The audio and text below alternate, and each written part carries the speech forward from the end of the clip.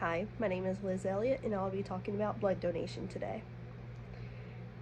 How do you feel when you are watching your family member in the hospital, sick and losing blood? How do you feel if your child needs a blood transfusion to survive? How do you feel if you are hurting due to sickle cell and you needed a blood transfusion and that was the only thing that could help you feel better? Well, at the age of 12, my brother was in a motor vehicle accident. He had a terrible amount of injuries and cuts and lacerations all to his body. He bled out a lot. He had to have over 8 units transfused just to save his life so he didn't bleed out and die. His story has a good outcome, but there's others that do not. Some people don't survive accidents like that due to the low supply of blood for blood donation and blood transfusions. So today I'm asking you and persuading you to go and donate blood to save those who you wouldn't think about saving just by a simple act of donating blood. People all around the world can benefit from blood donation when it's needed. There is a problem with that though. Blood donation does not have a very long shelf life. A unit of blood is only good for about 42 days in some facilities. In others, they follow shorter time periods. There's always a need for blood donation due to the short shelf life that it has. Because there's also many people, like my brother, who have to have multiple units transfused at once, not just one or two. If you're in a car wreck, you might require 3 to 10 units of blood in one day. That doesn't count post accident. That doesn't count the extended stay that you have in the hospital. You might have an internal bleed, a GI bleed, and you still need blood transfused until it is resolved. You might end up having over 20 blood transfusions while you're in the hospital recovering from an accident. And that is why blood donation is so important. There is always somebody needing their blood to be transfused every 15 minutes around the world, which means every hour 4 people are added to a list to get blood or are next in line for a blood transfusion.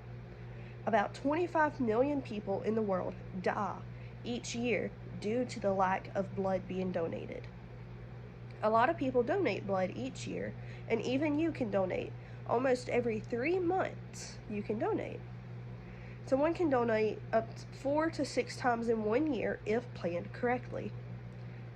In fact, 6.8 million people donate blood each year, but not all of them donate multiple times.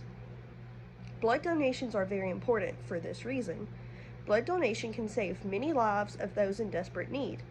Donating is very important and needed in the healthcare system, as there are numerous ways that people need blood transfusion and how they can save their lives. One blood transfusion can save up to 3 lives. There are 8 different types of blood, which means not everybody has the same type.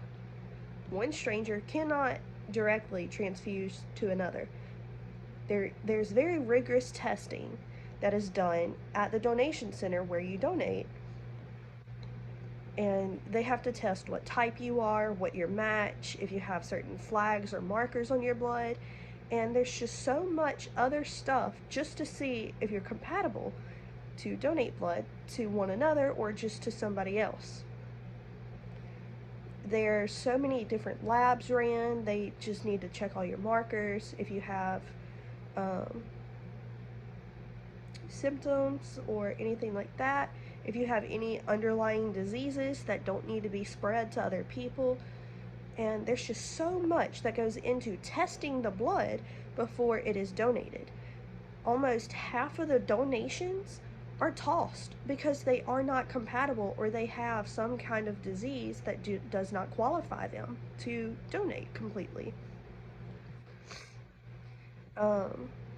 Each type of blood can donate to other types It just depends what type you are and who you can donate to and who you can receive from. So here I have listed O positive couldn't donate to O positive, A positive, B positive, and AB positive. But they can only receive blood from O positive and O negative. So they can donate to 4 different types, but they can only receive it from 2. O negative can donate to anybody, but they can only receive from other O negative recipients and donors. A positive can donate to A and AB positive, and they can receive it from A positive, A negative, O positive, O negative. Pretty simple, and each one just goes further. A negative can donate to A negative, AB negative, and AB positive, but only receive from A negative and O negative. And the negatives and the positives just show if you are positive for a RH factor or not, which is also a whole nother story into testing. And that's why there's positives and negatives, because you don't want to donate a negative RH to a positive RH that aren't compatible with each other.